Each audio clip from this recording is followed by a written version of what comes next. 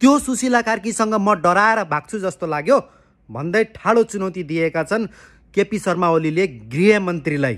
र गृहमन्त्रीज्यू हजुरले त केही गर्न सक्नुहुन्न, त्यो थाहा भएकै कुरो हो, यहाँ प्रष्ट रूपमा भइसकेको छ। यतिसम्म भन्दाखेरि पनि हजुरले केही गर्न सक्नुहुन्न।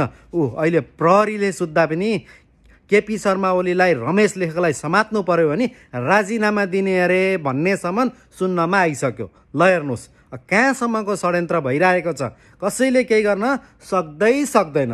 यो त सबै उनले हिजो सबै भनेका छन्। केपी शर्मा ओलीले हाउको सरकार, जेनजीको हजुरआमा, दुनियाँभरको भनेका छन्।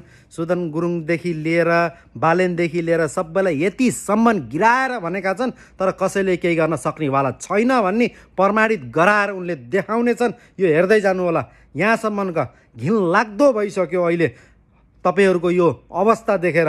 के हो अहिलेको यो गृहमन्त्रीको पारा के हो अहिले? यो के गर्न सकेका छन्? आज रवि लामिछाने यो सत्तामा यो ठाउँमा भएको भए घोक्रे ठ्याक लगाउँथे, कुनै माइकालालले समात्दिन्न भन्ने हिम्मत हुन्थेन तिनको। आज यो हेर्नु त यो हालत, यो सबै रविलाई चाहिँ नि खाल्टामा राख्छु भन्ने कारणले गर्दाखेरि आज तिमीहरू सब बर्बाद हुने भयो, सबको पत्ता साफ हुने भयो, बर्बाद हुने भयो, सबै भाँड भैलो हुने भयो। यति कुरा लेखेर राख, जबसम्म रवि आउँदैन तबसम्म यो देशमा केही पनि हुँदैन, कसैले केही गर्न सक्दैन। बुझ्यौ नि?